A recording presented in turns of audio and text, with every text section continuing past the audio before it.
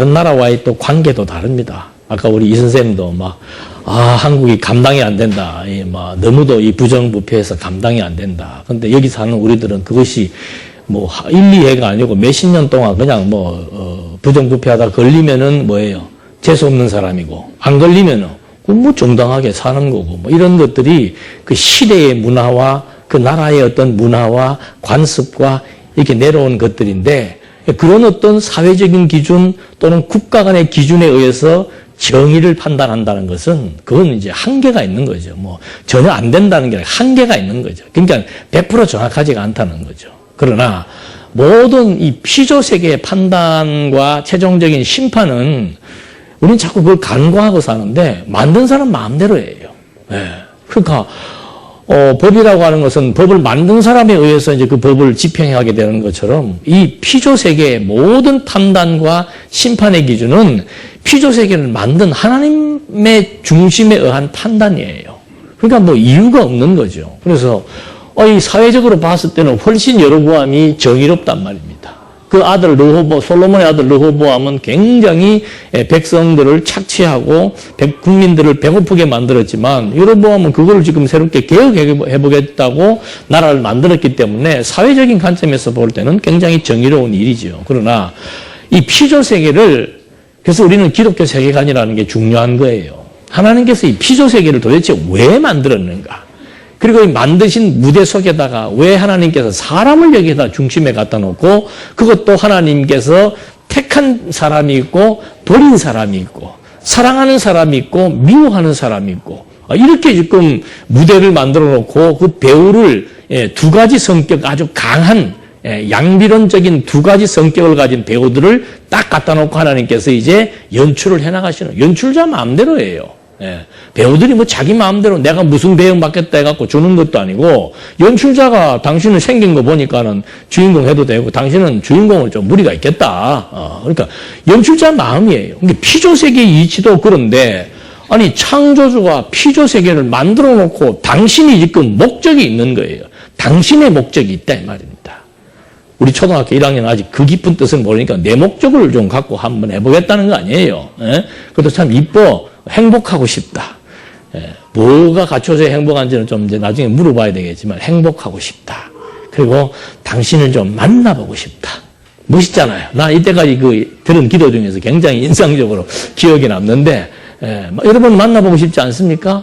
만나와서 할 말이 있다 이거죠. 내 지금 무슨 문제가 있는지는 모르지만은 요즘은 2살, 3살부터 스트레스 받고 사는 세상이니까 초등학교 1학년 되면 아주 그 거국적인 문제가 다 있습니다.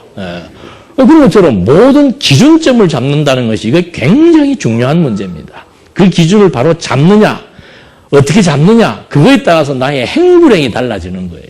환경에 따라 내가 행불행이 달라지는 게 아니고 기준점에 의해서 행불행이 달라진다는 거죠. 그래서 지금 이 부강조에 대한 교훈을 봤을 때 부강조라고 해서 하나님께서 그냥 대충 하지 않습니다. 부강조에 대한 교훈, 최종적인 교훈은 여기 722년도에 멸망할 것을 지금 교훈하는 건데 그 교훈을 이렇게 치밀하게 해주시는 거예요. 표적을 통해서 교훈해주고 또 미리 선지자를 통해서 예언을 미리 되어질 일을 예언하면서 교훈해주고 그 다음에 또 저주를 또 미리 이렇게 저주를 또 교훈을 합니까? 그냥 저주하면 되지. 이상하지 않아요? 저주하면 그냥 저주하는 걸로 끝내버리면 되는데 무슨 저주를 또 그렇게 또 섬세하고 자상하게 교훈까지 해가면서 저주를 하시고 또 미운 놈 떡 하나 더 준다고 막판에 마무리로 또 어떻게 해요? 표적 한번 또 더 보여주고 왜 그래? 이게 사실은 성경을 인문학적이나 그렇지 않으면 인간 본의로 접근해서 해석하는 해석자들이 가지고 있는 풀 수 없는 고민입니다. 신은 어때야 되는가? 신은 무조건적으로 사랑이 많아야 되고 무조건적으로 힘이 있어야 되고 신은 무조건적으로 도덕적으로 선한 자들의 편이 되어져야 되고 신에게 있어서의 저주한다. 신에게 있어서의 악성이 있다. 신에게 있어서의 누구를 죽인다. 이런 것은 없다라고 생각하는 그런 인본주의 신학자들에게 있어서 가장 큰 고민은 뭔가? 이런 것들이 큰 고민이에요. 이런 것들이. 그래서 항상 성경이라고 하는 것은 또 우리 피조물의 입장이라고 하는 것은 창조주의 목적에 따라서 존재한다는 것 잊어버리면 안 되고 하나님이 피조 만물을 만들어 놓고 이 피조 만물을 당신의 뜻대로 섭리하시는데 그 뜻의 본질과 목적과 의미와 가치가 어디에 있는지 그걸 잊어버린다면은 이 땅에 사는 것 자체가 혼돈이고 이 땅에서 사는 것 자체가 고통이고 공허하고 그러니까 뭐 방황할 수밖에 없고 정신적인 분열과 방황과 번민과 뭐 이런 것이 모든 전 인류에게 다 다가오는 거예요. 그래서 모든 종교들이 그 문제를 좀 해결해 보려고 여러 가지 많은 방식들을 택하고 있지만 그게 왜 안 되는가? 절대자를 모르기 때문에. 피조 만물을 창조한 창조주로부터 시작되어지는 이 섭리의 의미를 알지 못하기 때문에 아무리 접근해서 해석하고 싶어도 해석이 안 되는 거죠. 지금 여기도 마찬가지입니다. 예언을 하는데 승리도 예언하고 저주도 예언해 주는데 막판의 예언이 뭔가 하면은 거짓말로 예언을 하게 합니다. 그래서 선지자들을 보냈는데 하나님이 선지자들에게 악신, 무당들에게 들어가는 그런 귀신의 영을 보내가지고 그 귀신의 영을 가진 선지자들이 몇 명이, 지금 몇 명인지 기억이 안 나네요. 거기에 있던 모든 선지자들이 다 거짓말을 예언을 하면서 전쟁을 치르면 우리가 승리한다라고 하는 거짓 예언을 하게 합니다. 그런데 선지자, 하나님이 보낸 선지자 한 사람만이 패배한다고 예언을 하는 거죠. 그리고 패배하면서도 이 아합 왕이 죽고 나면은 개가 와서 그의 시신을 핥아먹을 것까지 뭐 하는 거예요. 예언을 해주니까 그 예언을 듣고 좋아할 사람은 한 사람도 없는 거죠. 그래서 근데 결국은 그 선지자는 뺨을 맞고 수치와 모욕을 당하고 했는데 이제 오늘 지금 우리가 읽는 내용은 뭔가 하면은 거짓 선지자의 예언대로 지금 나타난 결과를 확인하고 있는 겁니다. 그래서 읽어드린 37절과 40절 본문 말씀에서 중요한 부분이 뭔가 하면은 38절 끝부분에 보니까 여호와께서 말씀하신 대로 되었다. 이 말은 이미 선지자를 통해서 예언한 대로 아합의 시신이 사마리아로 옮겨져서 거기서 장사를 지냈는데 사람들의 병거를 사마리아의 연못에서 씻었는데 개들이 와서 뭐 하는 거예요? 이게 지금 상식적으로 이해가 안 되는 얘기입니다. 여러분, 왕이 죽어서 왕의 시신을 지금 염하고 처리하는데 개가 와서 그걸 하려다는 게 납득이 됩니까? 있을 수가 없는 일이죠. 근데 어떻게 된 게 하여튼 개들이 와서 그걸 핥게 되고 그것이 계속해서 창기들이 그것에서 모욕을 하게 되는 그래서 굉장히 하나님의 저주를 상징적으로 인식할 수 있도록 하는 그런 장면이 예언대로 성취된 이것이 바로 여호와의 말씀대로 되었고 또 39절에는 보니까 이런 모든 행적들이 왕조 실록에 어떻게 해요? 기록되어 있더라. 그러니까 이런 모든 승리, 저주, 거짓을 예언한 대로 성취된 모든 역사가 왕조 실록에 그대로 기록되어 있다. 이 말은 뭐예요? 역사적 사실이다 그 말입니다. 이렇게 해서 이제 하나님께서 예언을 통한 거짓을 예언하게 했는데 그 예언된 대로 전쟁에 패배하게 되고 승리한다고 거짓말을 했지만 결국은 하나님의 뜻대로 패배하게 되고 아합의 죽음에 대한 표적도 그대로 나타나는 것을 이제 확인을 해본 겁니다. 그 다음에 이제 다시 표적과 예언으로 교훈하신 결과가 세 번째 나타나죠. 이게 뭐예요? 저주로서 교훈이죠. 그래서 남북 왕조의 부패, 그 다음에 이탈 왕조의 저주. 근데 여기서 여러분 뭔가 좀 이상한 거 나타나지 않습니까? 저주로서 교훈을 하는데, 그래서 내가 일부러 써놓은 거예요. 부패는 누가 한 겁니까? 남쪽과 북쪽이 어떻게 해요? 같이 했는데, 저주는 어디에게 임하는 거예요? 이탈 왕조에게 임하는 거죠. 이게 포인트예요. 그래서 우리는 뭐 강의를 들을 때도 뭐 모든 걸 할 때 하여튼 이 포인트를 정확하게 낚시를 할 때도 포인트가 중요하다 그러더만요. 하여튼 뭐든지 핵심적인 데는 그 초점, 그걸 정확히 찾지 못하면은 이게 뭐 그냥 서서서서 넘어간다니까요.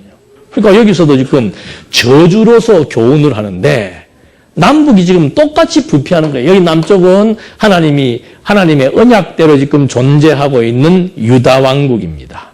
그래서 이 남쪽은 정통 왕조죠. 정통 왕조인데 정통 왕조도 지금 뭐 하고 있는 거예요? 부패하고 북쪽 이스라엘 왕조도 부패를 하게 됩니다.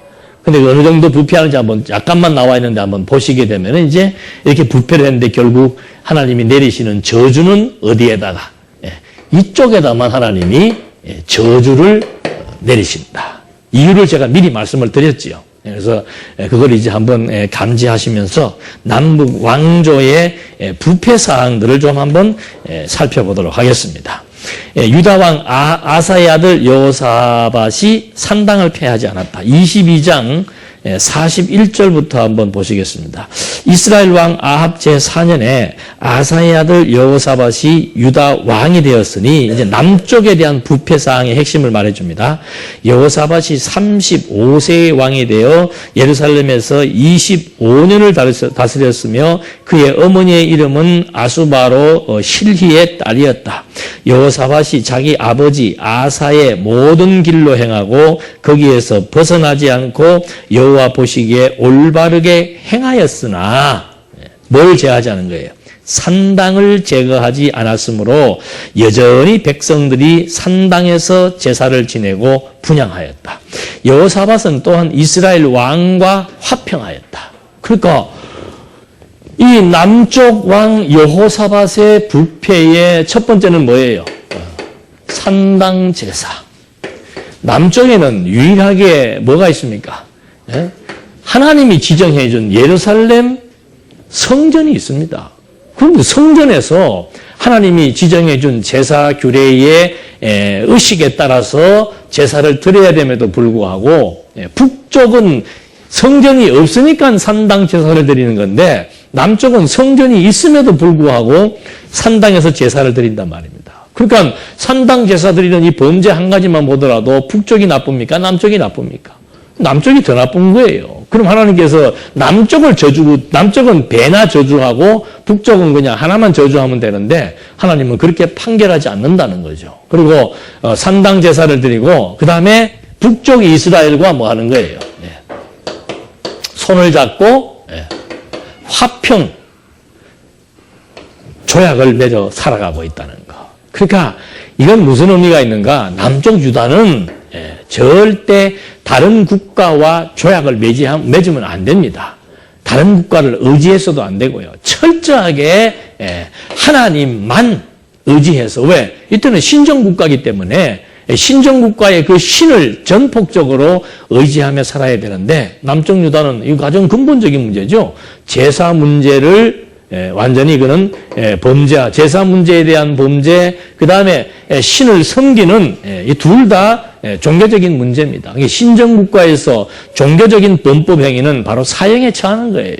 뭐 도둑질하고 이런 거는 크게 배상해주면 되지만 신정국가에서 이 종교적인 범죄라고 하는 것은 이것은 뭐 가장 근본적인 범죄에 해당되는 겁니다. 그런데도 하나님께서는 이렇게 남쪽은 그냥 이렇게 저주를 하지 않는 거. 이것이 이제 하나님이 어떤 분이신가, 하나님이 왜 그렇게 하시는가 이해하지 못하면은 이제 이런 부분들은 계속해서 숙제로 남게 되는 겁니다. 그래서 이 성경을 볼 때는 항상 하나님의 관점으로, 하나님의 관점이란 뭔가, 당신의 관점을 소개하는 형식이 바로 뭔가 하면은 언약하고 언약대로 이루시는 겁니다. 그러니까 모든 판단과 판결과 심판의 기준은 당신이 세운 언약을 기점으로 해서 판단하고 심판하는 것이지 인간의 행위로 하는 것이 아니라 그 말입니다. 만약에 인간의 행위로 말미암아 판단하고 재판하고 심판한다 할 것 같으면은 누가 지금 형벌이 더 세겠습니까? 남쪽이 형벌이 배나 받아야 돼요. 남쪽은 20년 받고 북쪽은 10년 받아야 된다 그 말이죠. 그런데 이건 이 재판의 기준은 완전히 창조주의 뜻에 따라 하는 재판이고 인간의 행위로 말미암는다는 것이 아니고 또 인간의 행위 자체가 뭐 그냥 다 똑같은 죄인이기 때문에 죄인이 뭐 어떤 행동을 한다라고 해서 한두 가지를 잘한다고 해서 그 사람이 그 사람을 의롭다고 말해줄 수는 없는 거죠. 그래서 이런 맥락 속에서 하나님께서 지금 이제 하나하나 섭리를 해나가시는데, 여호사밧은 45장에 보니까 여호사밧의 남은 행적들과 그가 행사한 권세와 전쟁에서 행한 것이 유다 왕조실록에 기록되어 있지 않느냐. 그는 아버지 아사 때까지 남아있던 신정 남창들을 그 땅에서 몰아내었다. 이게 잘한 점은 뭔가 하면은, 남창은 요새도 남창이 있나? 뭐 하여튼 이때는 지금보다 더한 것 같아. 남창들이 있었는데 그 남창들이 어디에 있었는가 하면은 동네에 있는 게 아니고 어디에 있었어요? 신전에, 제사 드리는 신전, 예루살렘 신전에다가 뭘 꾸려놓았는가 하면은 남창들을 거기다 다 갖다 놓고 상식 밖의 범죄 행위를 한 거죠. 그 남쪽은 북쪽보다 어때 보니까 입에 담을 수 없는 범죄들을 지금 이렇게 자행하고 있는 것을 여기서도 알 수 있습니다. 그런데 이 여호사밧은 그 아버지 때 그렇게 해놓은 그걸 이제 다 철거해서 몰아내버렸습니다.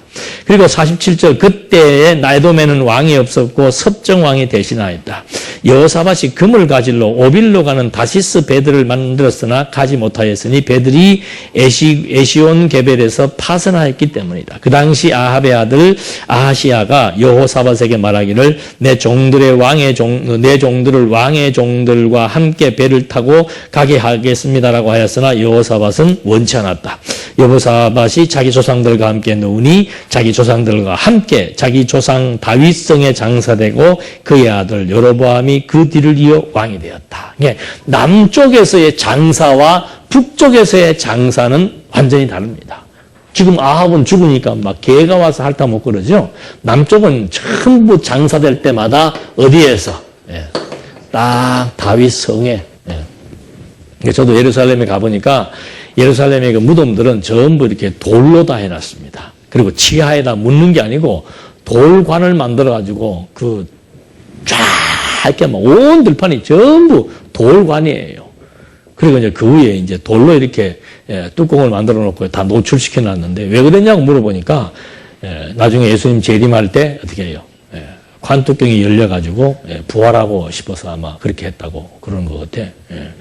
근데 그런 것처럼 하여튼 이 왕조들의 무덤이 다윗성에 있다라고 하는 거예요. 그래서 남쪽은 뭐 악한 왕이든 선한 왕이든 죽으면은 전부 다윗성으로 가고, 북쪽은 뭐 죽으면은 이제 죽음의 현상도 다양하게 나타나고 그리고 또 한 가지 차이점은 아들이 3, 4대를 잊지 못한다는 것. 여기는 계속해서 아들이 왕위를 계승한다는 것. 이런 것들이 이제 아주 근본적인 차이점이죠. 51절 유다왕 여호사밧 제 17년에 아합의 아들 아하시야가 사마리아에서 이스라엘 왕이 되어 이스라엘을 2년 동안 다스렸다. 그가 여호와 보시기에 악을 행하여 자기 아버지의 길과 자기 어머니의 길과 이스라엘로 죄를 짓게 한 느밧의 아들 여로보암의 길로 행하였으니 그가 바알을 섬기고 숭배하여 자기 아버지가 한 대로 여호와 이스라엘의 하나님을 경록해 하였다. 참 이상하지 않아요? 남쪽은 산당에서 제사를 지냈는데 하나님이 경로한 거 있습니까? 없습니까? 그런 말 없어요. 그냥 남쪽은 이렇게 했다만 나오고, 북쪽은 이제 하나님께서 무슨 안갚음하는 거 비슷하게, 뭐 그냥 산당에서 제사를 지냈는데 이게 하나하나, 이 아들이, 아합의 아들이 왕이 되어서 2년 동안 다스리는데 여호와의 보시기에 악을 행했는데 아버지의 길, 어머니의 길, 뭐 이스라엘로 죄를 짓게 한 느밧의 아들 여로보암의 길, 그러니까 뭐 전부 다 하여튼 뭐 이쪽 여기서부터 시작을 해가지고 계속해서 했던 모든 범죄들을 다 행하되 뭐를 섬겨요? 바알을 섬기고, 북쪽은 바알을 섬기고. 뭐 바알 섬기는 거나 산당에서 여호와의 이름만 부르고 산당에다가 남창 두고 하는 행동이나 사실은 뭐 이게 더 어떤 면에서는 뭐 순수하다고도 볼 수 있죠. 그런데 여기는 일일이 하나님이 다 열결을 해서 하나님이 지금 막 경로한다라는 표현까지도 여기서 하고 있는 겁니다. 그래서 제가 초도에 드린 말씀, 항상 처음에 드리는 말씀들을 의미 없이 드리는 게 아닙니다. 초대해 드린 말씀대로 하나님께서 지금 이렇게 모든 이스라엘의 역사를 전개해 나가시는 출발점은 하나님의 언약, 즉 하나님의 뜻이고 또 이 남북에 대해서 하나님이 심판하시는 심판의 기준도 하나님의 언약을 따라서 심판하신다라고 하는 거. 그래서 우리에게는 어떤 면에서 소망이 있고 그것이 우리에게 더 은혜의 감격이 된다는 거죠. 우리도 결국은 마지막 가서는 다 하나님의 심판을 받잖아요. 그래서 그 야고보서 베드로서의 핵심 내용이 뭔가? 이 땅에 살면서는 이 세속주의와의 싸움 아니에요. 세속. 이 땅에 살면서는 하나님의 백성인지 아닌지 표시도 안 나요. 엄청나게 도리어 더 고생하고 더 힘들고 더 어려움을 많이 겪고 있는데 이제 보라 이 말이죠. 우리가 추구해야 될 방향이 뭔가? 반드시 이분이 오셔서 뭐 하신다? 심판하신다. 그럼 심판할 때 우리는 어떻게 하나님 이분이 오셔서 우리는 어떻게 평가하시는가? 우리에게 도리어 뭐 하신다? 칭찬하고 우리에게 영광을 얻게 하고 칭찬과 영광과 그 다음에 우리를 어떻게 해요? 존귀한 자로 평가하신다. 그러니까 하나님이 어떤 분이신 줄 알고 이 피조세계가 시작이 있으면 끝이 있다는 사실도 알고 이 피조세계의 심판의 기준이 세속적 기준에 의해서 판단하고 심판하는 것이 아니고 최종적인 심판은 우주와 만물을 창조하신 그리스도께서 이 땅에 강림하실 때 그분의 뜻을 따라 언약대로 선택받은 자와 그렇지 못하고 버림받은 자의 그 기준에 따라서 하나님께서 심판을 하신다는 거. 그걸 지금 야고보와 베드로는 그 시대의 엄청난 시련과 핍박을 겪고 있는 자들을 향해서 해주는 메시지의 핵심이 바로 뭔가? 이거예요, 이거. 이분이 오셔서 심판을 하시는데 도대체 무슨 기준을 가지고 어떻게 심판하시는가? 그건 그리스도로 말미암아 거듭나고 중생해서 하나님의 미리 아심을 따라 성령의 역사로 중생하고 그리스도에 의해서 택하심을 받은 자들, 그것이 이렇게 심판받을 자들에 대한 하나님께서 대상들이라고 명시를 해주면서 예수님이 오셔서 이렇게 하시겠다는 거죠. 이게 이제 깨달아 믿어지니까 여기에 내가 비록 살고 있지만 이 세속이 가치롭고 영화롭고 권세 있고 영광스러워 보이지만은 이것은 허상이구나. 진짜 본질의 세계는 이 세계가 본질의 세계구나. 그래서 보이는 것, 나타난 것이 다가 아니고 보이지 않는 것이 참된 참 실존이다. 이 세계 보고 싶어요? 안 보고 싶어요? 성도라면 다 이 세계가 보고 싶은 거죠. 그래서 성경을 우리에게 주어서 이 영원한 세계에 대한 본질의 세계, 참 실존의 세계를 우리에게 하나하나 설명해 주고 있는 거라 그 말입니다. 그래서 이런 모형적인 과정에서는 이제 이런 방식에 의해서 심판을 하시고 실체적인 심판은 뭔가? 심판의 주체가 그리스도지요. 하나님이 세상을 이처럼 사랑하사 독생자를 주셨으니 이는 저를 믿는 자마다 어떻게 해요? 멸망치 않고 그리스도를 믿지 않으면은 멸망에 처하게 되고 그리스도를 믿음으로 말미암아 영생에 이르도록 하기 위한 심판의 실체 사건. 여기는 북쪽 이스라엘은 망하게 하고 남쪽 유다는 그대로 범죄했음에도 불구하고 존속시켜서 하나님의 언약대로 이 역사가 섭리되어진다는 사실을 알게 하는 것은 모형적인 하나님의 섭리고 심판에 대한 섭리고 실체적인 심판의 섭리는 뭔가? 그리스도예요. 그래서 그리스도를 통해서 영원한 형벌을 받는가? 그렇지 않으면 영원한 생명을 얻는가? 북쪽은 완전히 저주와 형벌을 받고 남쪽은 하나님께서 징계를 하지만 다시 그 징계를 통해서 하나님이 정말 이 백성들을 어떤 의미와 목적을 가지고 보존하고 회복시켜 나가시는지를 깨닫게 하는 오직 교육적 관점에서 남쪽을 위한 교육적 관점에서 하나님이 섭리해 나가신다는 것. 이런 것들이 이제 하나하나 이 구약의 역사를 통해서 확인이 되는 거죠. 그런 다음에 51절 유다왕 여호사밧 제17년 아합의 아들 아하시야가 이거 했습니까? 네, 했네요. 이렇게 해서 첫 번째 남북 왕조의 부패 사항을 이제 짤막하게 여기서 확인을 해주는 겁니다. 그래서 22장 후반부에서는 이제 남북 왕조가 다 같이 부패했다. 그 부패의 핵심은 뭔가? 첫째는 종교적인 부패. 이 종교적인 부패에 대해서 북쪽은 뭐 바알신을 섬겼고 남쪽은 막 완전히 성전이 있음에도 불구하고 하나님의 이름만 이렇게 그냥 형식적인 종교 행위고 그 근본은 전부 다 뭐예요? 바알을 섬기는 거나 형식적으로 하나님을 부르지만은 인간의 욕망에 의해서 종교 생활을 하는 것이나 다 똑같은 거죠. 그래서 이 신관이라고 하는 거. 그러니까 대부분의 이 이방 종교와 참 종교의 차이, 늘 제가 말씀을 드립니다만은 전부 다 이방 종교의 특징은 뭔가 하면은 이원적 세계관이에요. 이원적 세계관. 다시 말해서 세상, 저 너머의 세상은 다 만들어 놓습니다. 뭐 불교도 이 세계가 있고 모든 종교가 이 세계를 다 만들어 놔요. 그 다음에 이 세계가 힘드니까.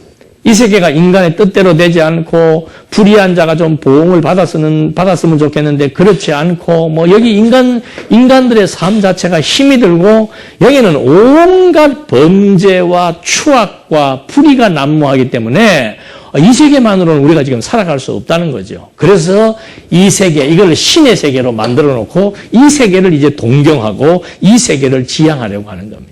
근데 재밌는 것은 이 세계와 이 세계를 연결시키는 가교 역할을 하는 신적 대리자가 전부 다 있습니다. 힌두교에도 있고, 우리 잘못된 기독교에도 있고, 카톨릭에도 있고, 불교에도 있고. 그게 다 누구예요? 불교에는 카톨릭에서는 신부, 기독교에서는 목사, 뭐 각종 종교마다 이거 다 만들어 놓은 거예요. 왜? 안 보이니까.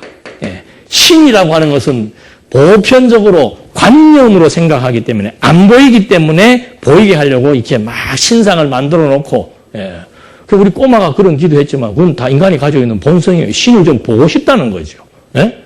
안 보이니까 이렇게 그러니까 인간이 가지고 있는 본성을 잘 충족시켜주는 것이 이방 종교의 특성입니다. 이방 종교는 뭔가 하면은 이방 종교치고요. 아무것도 이렇게 보여지지 않는 가운데서 칠판 들고 하는 이방 종교는 없습니다. 모든 이방 종교는 크든지 작든지 어떻게 해요? 다 형상화시켜서 조각을 만들어 놓든지 막. 그 기독교에서도 그거 안 되니까 하고 싶은 게 뭐예요? 십자가 나무 막대기라도 막 거창하게 걸어놓고 뭔가 보여주어야 어떻게 해요? 종교 행위가 나올 수 있다는 거예요. 이게 인간의 본성이에요. 신이 있는지 없는지는 모르지만 계속해서 있다고 배워왔기 때문에 한번 보고 싶다는 거죠. 그건 본성입니다. 그 본성을 충족시켜주는 것이 이방 종교의 특징이에요. 그래서 이방 종교라고 하는 것은 전부 다 어떤 관념화된 신을 형상화시켜서 만들어 놓고 그 다음에 따라오는 것이 뭔가 하면은 그 형상화 만들어 놓은 그 신을 어떤 의식을 통해서 자꾸 이렇게 나아가게 만드는 거죠. 그래서 모든 이방 종교에는 전부 형상화된 신이 있고 그 신을 섬겨나가는 의식이 다 따르는 겁니다. 그러니까 모든 종교에 전부 다 있는 것은 의식이 없는 종교는 없습니다. 어느 종교든지 의식 없는 종교는 없어요.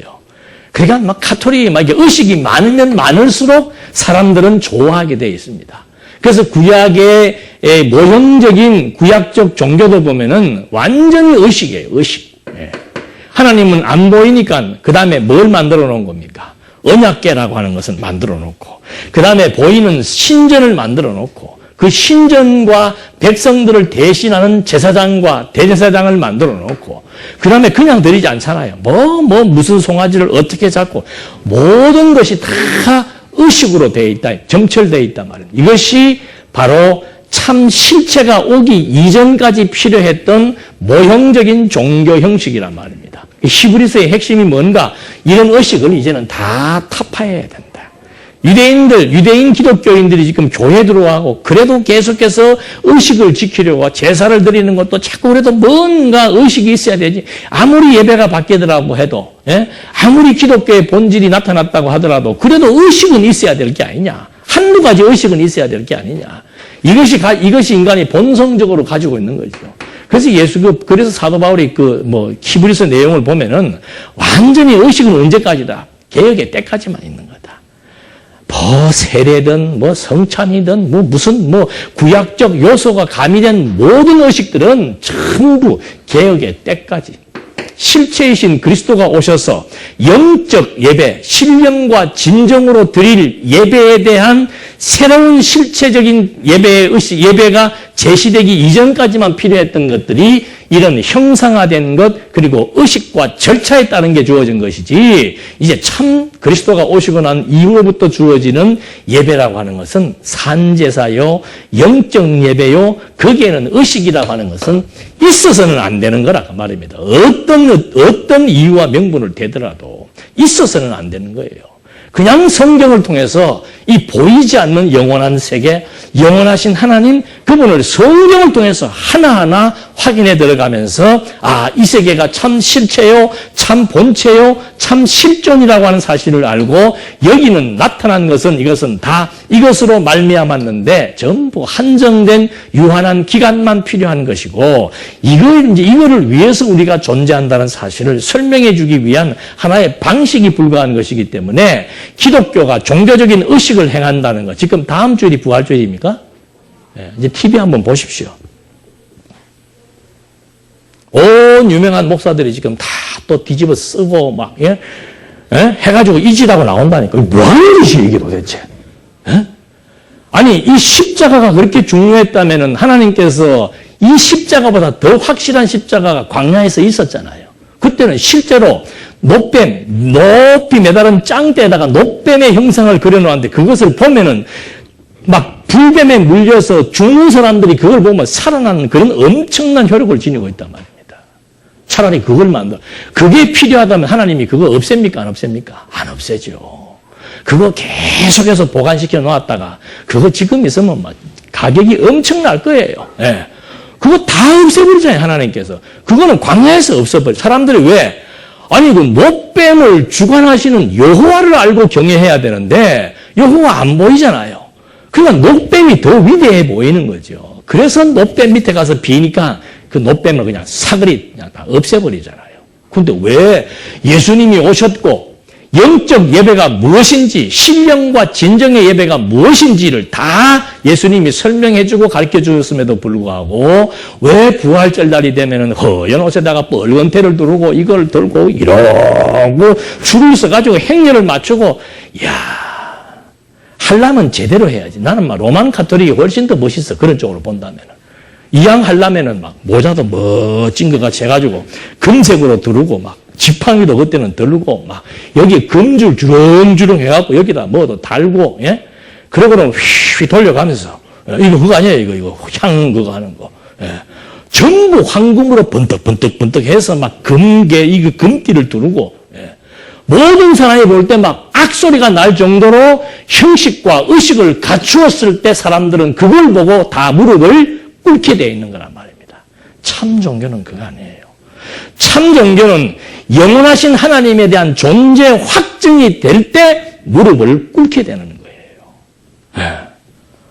아니, 어떻게 초등학생보다 못해요? 나는 당신이 어떤 분이신 줄 내가 대충 압니다.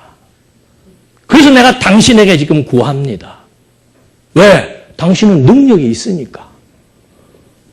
기독교의 출발은 인식으로부터 출발한다 이 말입니다. 보이지 않는 신의 존재를 성경을 통해서 깨달아 확증해서 나타나는 확신신앙이지, 눈에 보이는 형식과 의식에 의해서 웅장한 건물을 통해서 그냥 사람들을 건물로 위안 만들어서 건물에 들어오면서 주눅 들고 무릎 꿇게 만드는 그것은 이방 종교의 근원이에요. 이방 종교의 근원. 근데 어떻게 기독교에 그게 들어와가지고 그냥 앉아서,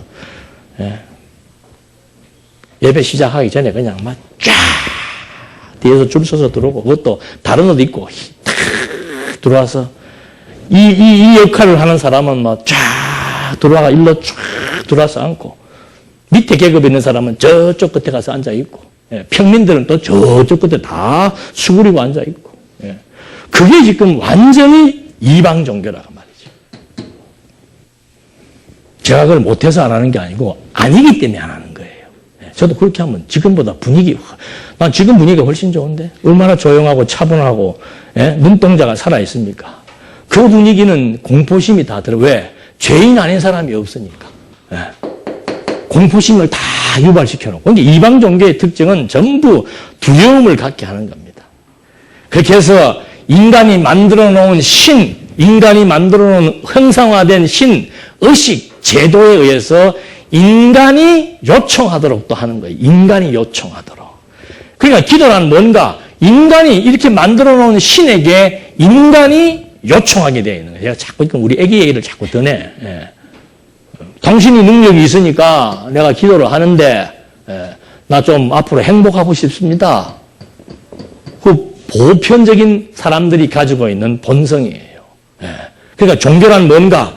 이렇게 사람들이 만들어 놓은 신 앞에 나와서 내가 필요한 것을 구하는 그것이 종교의 형식이라고 말이죠. 근데 기독교는 아니에요. 그냥 영원하신 존재자, 모든 피조물보다 먼저 스스로 계시는 신. 나는 그게 너무 멋있어. 출애굽기에 모세가 이스라엘 민족한테 가가지고 지금 내가 신들의 전쟁을 펼쳐야 되는데 너 신이 누구냐라고 물을 때 우리 신이 누구라고 말해야 되겠습니까? 어떻게 하나님은 그렇게 얘기합니까? I am that I am. 그 한 번씩 그 출애굽기 영화 보면 나오잖아요. 음성이. 예? 나는 나다. 예? 그냥 존재 그 자체예요. 여기는 신이 만들어 놓은 가짜 존재지만 여기는 뭐예요? 그냥 스스로 존재의 본질, 존재의 근원, 그냥 존재 그 자체라니까. 인간은 뭐예요? 그래서 인간은 만들어진 존재, 이 존재자, 근원이신 이분에 의해서 생명의 기운을 공급받아야만 뭐 할 수 있는, 살며 기동하며 있을 수 있는 그런 피조물이고, 이 참신 하나님은 어떤 분인가? 그냥 스스로 존재 그 자체란 말입니다. 그러니까 알 수가 없잖아요, 우리가. 알 수가 없죠. 그래서 성경을 주신 거예요. 그 알게 해주는 방식이 뭔가? 여호와로 보여주는 겁니다. 모르니까 당신이 언약하고, 이스라엘 역사 당신이 언약하고, 그러니까 하나님이 지금 이 피조 세계를 다스려 나가시는 근본적인 목적은 뭔가? 당신이 이 존재를 백성들에게 뭐 하는 거예요? 드러내는데, 이 드러내는 설명이 없으면 알 수가 없는 거죠. 당신의 언어로만 말해버리면 아무도 못 알아듣는 거예요. 왜? 아담 이후로 타락을 했기 때문에. 그러니까 당신의 언어로 보여준 것이 이 창조 세계예요. 피조물이란 말입니다. 그러니까 아담이 타락하기 이전에는 이 피조 만물만 보아도 뭘 알 수 있습니까? 존재 그 자체를 알 수가 있었는데 타락한 이후로부터 영적 기능이 죽어버리니까 아무리 피조 만물을 보아도 존재의 본질을 확인하는 것이 아니고 나타난 현상의 아름다움만 본다 이 말이지요. 아름답고 추한 것만 보는 거예요. 그래서 하나님께서 이 영원하신 존재를 알게 하기 위해서 성경을 주셨고 그 성경을 주셔서 이 존재를 우리에게 알리는 유일한 형식이 바로 뭔가? 언약을 하고 언약대로 이 역사가 언약대로 성취되어지니까 여기에 우리의 보이지는 않지만 있다 없다. 여러분 저는 인삼을 봤습니다만 인삼 잎이 이렇게 나 있잖아요. 요거 보면 이 땅 속에 가려져 있는 무엇이 있다는 걸 알 수 있습니까? 바보 아닌다면 이거 다 알아요. 인삼 잎을 보면은 뿌리가 있습니까 없습니까? 이 속에 지금 요 잎을 보고 이것이 6년 되었다, 5년 되었다, 4년 되었다 하는 겁니다. 그래서 요 잎을 보고 뭘 알 수 있습니까? 근본을 확인할 수 있도록 자연의 이치가 주어진 것처럼 하나님도 마찬가지예요. 이게 잎이에요, 잎. 이 피조세계가 잎사귀란 말입니다. 그리고 잎사귀에 대한 모든 성분과 모든 인자를 설명해 놓은 설명서가 성경이에요. 그러니까 잎사귀 이 나타난 것을 하나하나 확인해 보고 나니까는 무엇이 확실하게 있다. 뿌리. 그래서 이 근본이라고 하는 것은 뿌리 근자, 뿌리 본자 아니에요. 근본이 반드시 존재한다. 잎사귀를 보니까 반드시 인삼이 있다라고 믿어지게 하나님이 섭리하시는 것처럼 이 성경을 통해서 언약대로 성취해 나가는 나타난 이스라엘의 역사, 언약대로 성취되어지는 나타난 2000년 교회의 역사, 그 역사를 보니까는 무엇이 있다? 진짜 스스로 존재하는 영원하신 하나님은 영원히 존재하신다. 그래서 이 성경을 통해서 우리 기독교의 본질은 뭔가? 신존재 확증이에요. 신존재 확증. 잎사귀에 대한 설명을 자세히 듣고 나니까는 보이지 않는 신은 확실하게 존재한다라고 하는 확증을 주는 겁니다. 확증이 있어야 믿을 수가 있죠. 흔들리지를 않는, 확신신앙은 뭔가? 흔들림이 없는 겁니다. 그래서 골로새서 바울이 그러잖아요. 너희가 그리스도를 주로 받았으니 그에게 뭐를 내려? 뿌리를. 보이지 않는 존재에 대한 확증을 해라 그 말입니다. 그래야 이 땅에 살면서 별하별 어려움을 겪고 희망이 없고 내일이 없는 것처럼 보이고 가정 모욕과 수치를 겪으며 산다 할지라도 이건 뭐예요? 잎사귀예요. 우리는 인삼 캐는 사람이 잎사귀 때문에 인삼 키우는 게 아니잖아요. 그 속에 있는 뿌리예요. 우리가 지금 추구해야 되는 진짜 본질 참은 뭔가? 뿌리에 있는 것처럼 영원하신 하나님의 나라. 이것이 우리가 가야 갈 세계고 우리가 추구해야 될 목표라고 하는 사실. 이걸 통해서 우리에게 확인을 시켜주고 있는 거라 그 말입니다.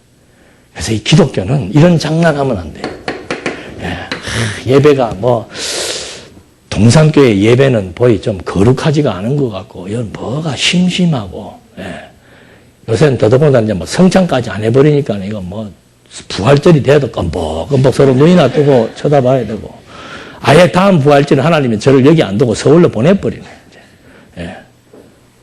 부활절이라서 특별한 게 뭐가 있어요? 부활절이라고 해서. 왜 부활절만 여러분들 성찬식을 합니까? 먹을 때마다 하라고 그랬는데. 예. 부활도 딴 거 없어요. 부활도. 전부 이거예요. 제가 다음 주에 못하니까 오늘 미리 해드리고 갈게요.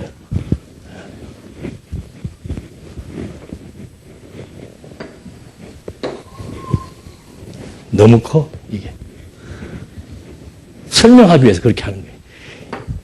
지금 부활이 어디예요? 여기에 지금 그리스도의 부활 사건이에요. 예수님께서 왜 부활하신 겁니까? 이거예요, 이거. 나는 스스로 있는 자. 그거 지금 우리한테 보여주는 겁니다. 그거 보여주는 형식 중에 하나가 또 보여주는 방법 중에 하나가 뭔가 하면은 부활 사건이에요. 그러면 그리스도를 통해서 이루어지는 모든 나타난 역사들은 전부 구약에서 언약된 대로 예수께서 뭐 하신 거예요? 성취하는 거예요. 그러니까 부활도 마찬가지예요. 아담을 통해서 부활을 언약해주고 그래서 아담을 그냥 깊이 잠들게 했다가 갈빗대를 뽑아가지고 거기서 뭐가 나오는 거예요? 갈빗대를 뽑았는데 그 갈빗대가 나중에 뭐로 변하는 겁니까? 여자로 변하는 거예요. 이게 또 심오하지 않습니까? 아니 하나님이 흙으로 사람을 빌어서 해가지고 사람이 만든 건 이해를 하겠는데 그 사람을 또 깊이 잠들게 지금으로 말하면 죽인 거예요. 마취시킨 거예요. 완전히 마취시켜놓고 갈빗대를 뚝 뽑아가지고는 그 갈빗대가 뭐로 바뀌어버리는 거예요? 생명을 갖추고 있는 여자로 만들어버리는 거예요. 그게 그리스도의 부활에 대한 언약입니다. 아담을 잠들게 해서 나타난 여자하고는 완전히 다른 뭐를 통해서 갈빗뼈를 통해서 완전히 다른 여자를 만들어내는 거예요. 자, 일반 계시도 마찬가지입니다. 요만한 씨앗 안에 이 씨앗이 맺게 될 뭐예요? 열매에 대한 유전인자가 여기 있습니까? 없습니까? 다 들어있는 거예요. 참 신기하죠. 여러분, 이거는 큰 씨앗이에요. 저도 요즘에 한번 그 시장을 한번 가봐가지고, 그 씨앗 때문에 한번 가보니까 씨앗이 점이라. 무슨 씨앗이 그렇게 작은 게 많아요? 근데 그 작은 씨앗 안에 앞으로 맺히게 될 열매의 모든 유전인자가 어디에 들어있습니까? 여기에 들어있습니다. 씨앗과 열매는 형체가 같습니까? 다릅니까? 완전히 다른 거예요. 갈빗뼈와 여자는 형체가 완전히 다르다 말입니다. 근데 부활이란 뭔가? 이걸 땅에다 묻어서 썩히니까 여기에서 뭐가 나와요? 이렇게. 뿌리가 맺히더니 자라더니 완전히 다른 형체인 열매가 맺히더라 그 말이죠. 예수님의 부활이 그걸 지금 보여주는 겁니다. 구약에서 언약한 대로 아담을 통해서 언약을 하고 또 실제로 요나의 표적을 통해서 언약을 하고 그런 언약대로 예수님이 죽으시고 부활하신 거예요. 그럼 예수님은 왜 다른 형체를 안 가졌는가? 예수님이 돌아가실 때는 이런 몸으로 돌아가셨다가 부활할 때는 완전히 다른 몸으로 나와버리면 예수님인지 알아요, 몰라요? 모르잖아요. 그래서 예수님이 돌아가실 그 모습 그대로 보여주시면서 내가 죽었다가 부활했다는 사실을 지금 증거해 주기 위해서 예수님은 그렇게 한 것이지만 나중에 우리는 이제 이 형체대로 부활합니까? 안 합니까? 아니에요. 내 속에 가지고 있는 유전인 자, 육신은 죽어서 태워서 없어져 버렸지만은 내 속에 있는 생명은 그대로 있습니다. 그래서 이 육을 땅에다 심어서 썩혀버리니까는 다른 열매가 나오는 것처럼 부활도 뭔가 보이는 이거 땅에 심었는데 나타난 열매는 어떻게 해요?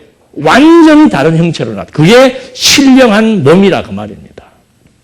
썩을 것으로 심고 썩지 아니할 신령한 몸으로 다시 사는 것. 갈비뼈를 가지고 하나님께서 만들었는데 갈비뼈하고 완전히 형체가 다른 여자인 하와가 나타난 것처럼 씨앗을 심었는데 완전히 다른 열매가 나타나게 되는 이것이 부활에 대한 실제적인 증거지요.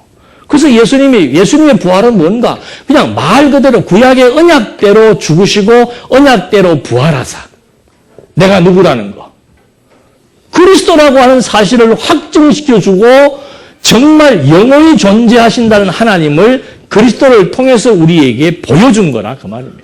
예수님의 부활은 다른 의미 없습니다.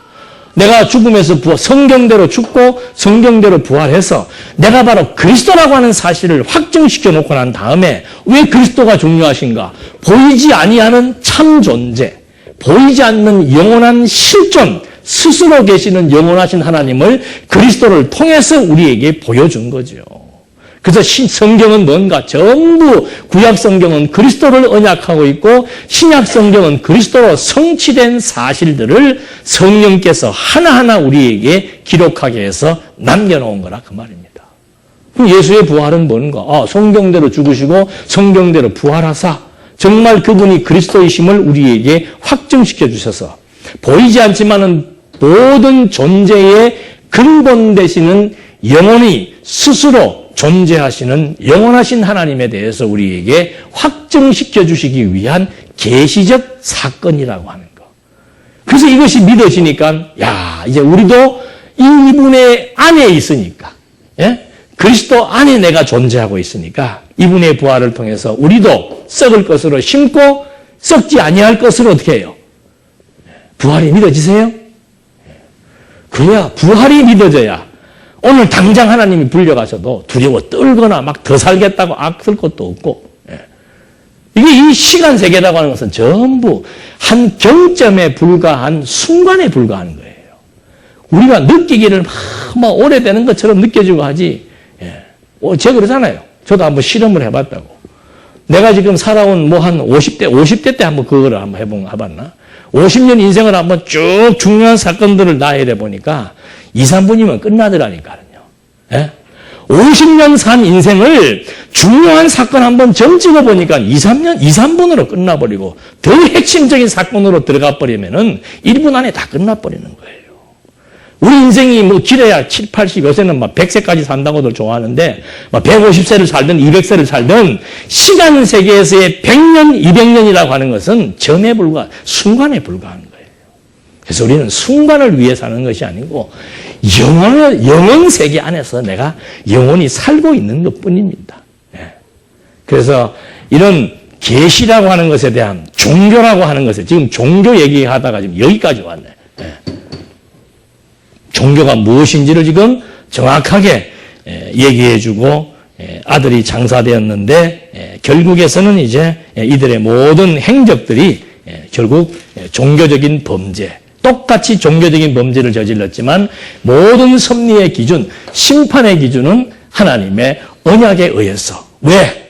언약하시고 성취하심으로 영원하신 존재자를 우리에게 알게 하시는 이것이 계시의 원리이며 형식이기 때문에 그 방법을 통해서 우리에게는 스스로 존재하시는 영원하신 신을 우리에게 확증시켜 나가시기 위한 그 목적에 의해서 난국의 역사를 하나님께서 이렇게 표적과 예언과 저주와 표적을 통해서 증거하심으로 하나님은 여호와로 존재하시고 여호와로 존재하시는 하나님을 통해서 영원하신 참 존재, 그분이 정말로 스스로 존재하고 있다는 사실을 우리에게 확인시켜 주는 겁니다. 기도하시겠습니다. 은혜와 사랑이 풍성하신 하나님 아버지, 이 보이는 세계에 살고 있는 우리들에게 보이지 않는 참 실존의 세계를 보게 하신다는 것, 이것은 진리의 말씀에 의한 성령의 역사가 아니고서는 볼 수도 없고 믿을 수도 없는 세계이기에 오늘 다시 한번 우리 역시도 보이는 세계에 현혹되지 않고 보이는 것이 다가 아니고 보이지 않는 참 실존의 세계가 존재한다는 사실을 깨달아 믿어지게 해서 이 땅의 가치보다 초월된 참된 가치가 무엇인지를 깨닫고 추구하며 살아갈 수 있도록 인도해 주시옵소서. 예수님의 이름으로 기도드립니다. 아멘.